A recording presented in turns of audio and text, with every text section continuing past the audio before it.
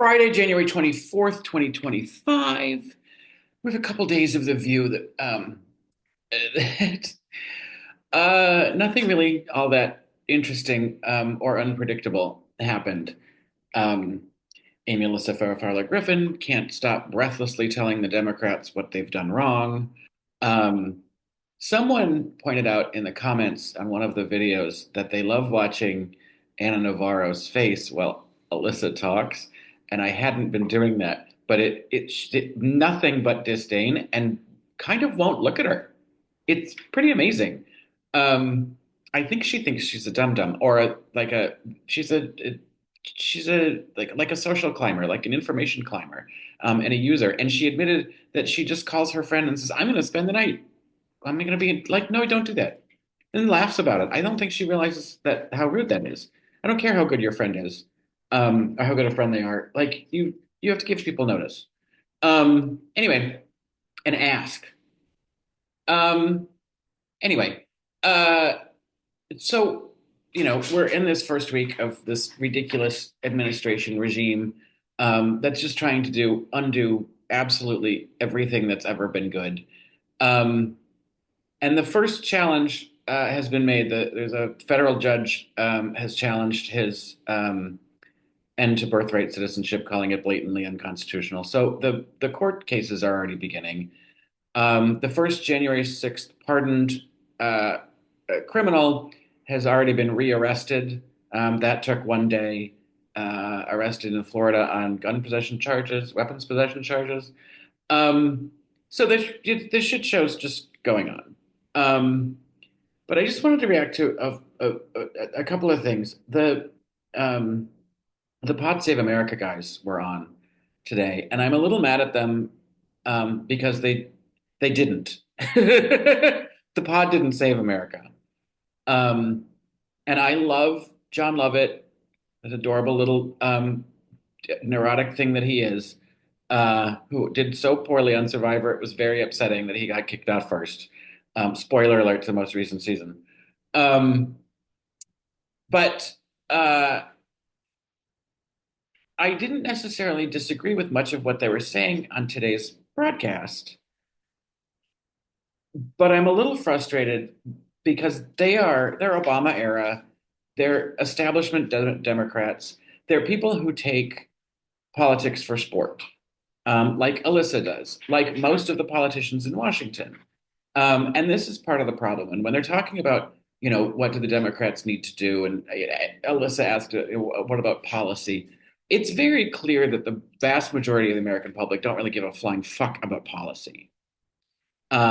It really is identity politics for most people. They feel like somebody said you can't rationalize away someone's feelings.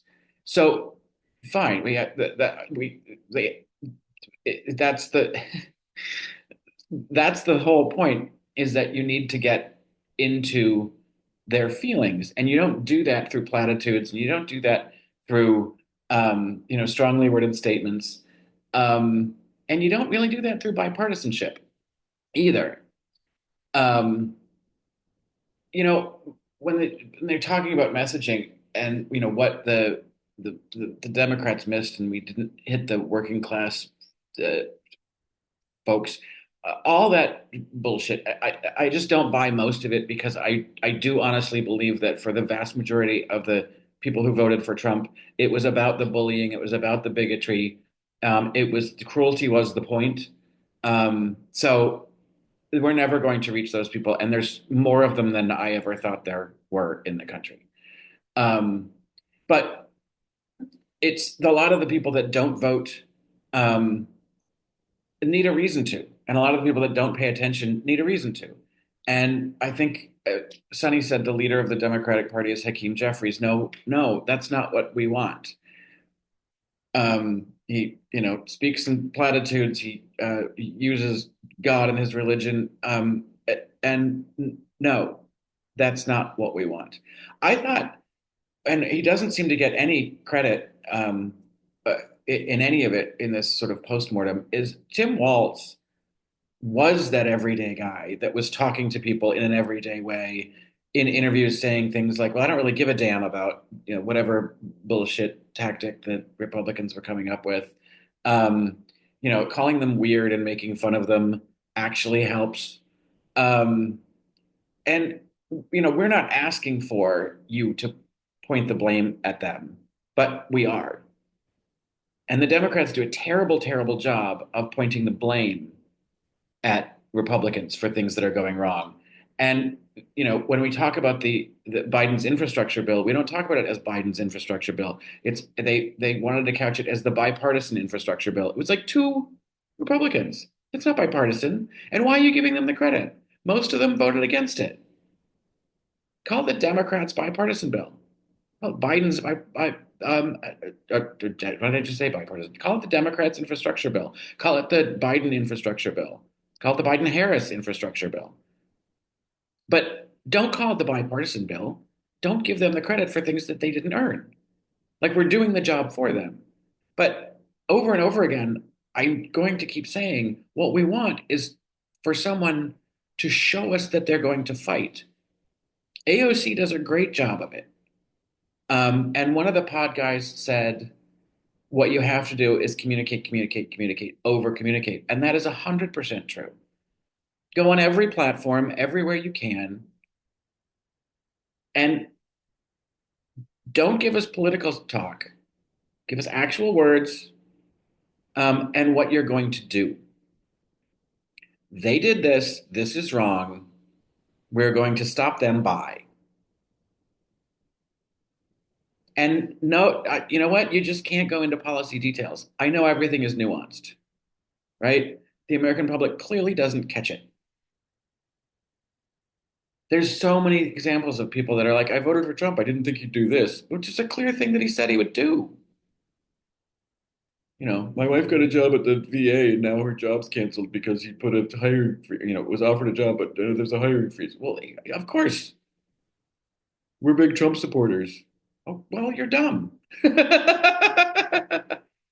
either dumb or you're racist or you're both. Like, you can't, that's all there is to it. Um, but I know I'm getting repetitive, but I'll I'll be the first one to just say, by example, or go by example. But until the Democrats understand how fucking angry the American electorate is, there's a reason that Luigi became a hero because that's sticking it to the man, and that he became a hero not to just like dumb people or or working class people or angry people. He became a sort of a folk hero to everyone who is so fucking sick of this system that keeps denying us access to healthcare. And well, I'll take it back. They deny us the ability to afford healthcare by taking our money and then not paying for us to get better. So until the Democratic politicians really understand that, I think Sarah said, go home to your constituents and find out what they're looking for. I think if people were honest, and you're not talking to your, grassroots leaders or other politicians in the area, if they'd read their fucking social media, if they'd read the call logs, they would discover we're angry and we want people to fight for us. And what we specifically want in this administration is for you to be the opposition. Stonewall, fucking no holds barred, no. On everything, no. No one should be voting for these cabinet positions. They don't need the votes. Why are you giving them to them?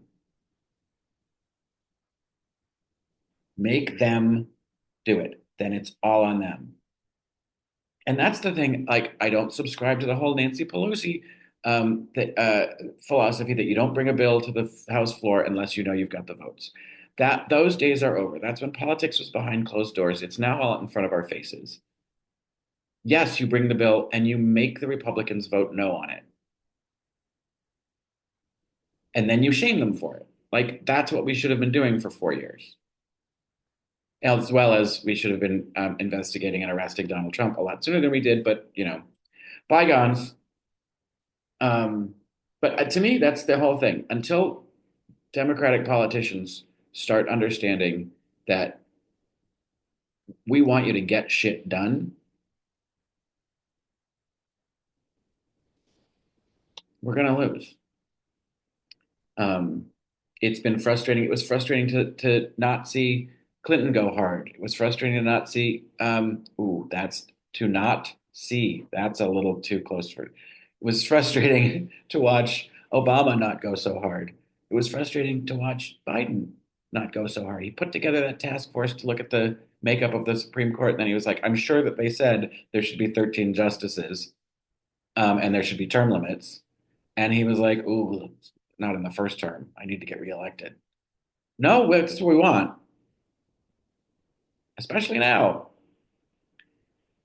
So that's the frustrating thing, and that we have this 24-hour news cycle where people just keep making shit up and talking about these about politics in the abstract when it affects people's lives. And I think it was Anna who said she's been saying we need to prepare ourselves.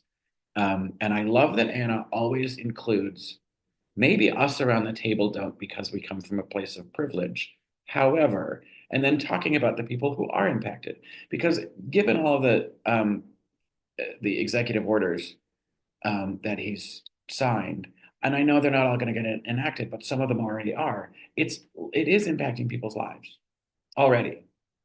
Um, so politics have real consequences for lots and lots of people, and when people use politics um, as a sort of a sport and then as their career to just talk about it, which is what I'm doing right here, but this isn't my career. uh, Although it would be nice to have a career to just talk and give my opinion. That would be a lovely way to make a living. Um, it, it takes away the immediacy that, just using politics as sport takes away the immediacy of what actually happens to people in real life. Um, and that's the thing that's mind-boggling to me, that people don't really want to pay attention to policy, but yet they do want to pay attention when something affects them directly. And it's disheartening to realize how very little people care about the greater good, their fellow countrymen, humanity in general, the planet, uh, because it's all short-sighted. And one of the pod guys said it's really hard to get people to sacrifice now for a future benefit. Um, and I I can't disagree with the statement, but I find it uh, just intellectually lazy to not understand that we're so far behind now, and we're with this regime, we're getting further behind.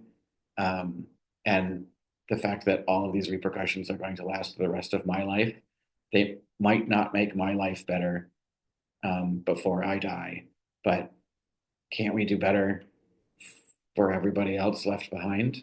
Um, I don't know. And there is a fatigue. Eventually, people who care are going to stop caring because there's not enough people who care. That's really depressing. What a letdown on a Friday afternoon. Um, but I'm oddly not sad about any of it right now. I'm just feeling very philosophical. Um, and, uh, just this is observational. This is just what I, I see. And I just don't feel like um, there's so many voices in this country that are just not getting heard by the people who have the ability to actually help. Um, and I don't know how loud we have to be um, because I think unless we're Parisians taking up in the streets, they're not going to get it. And I don't know that we have that in us right now. Maybe we'll get there. I sure hope so, for everybody's sake.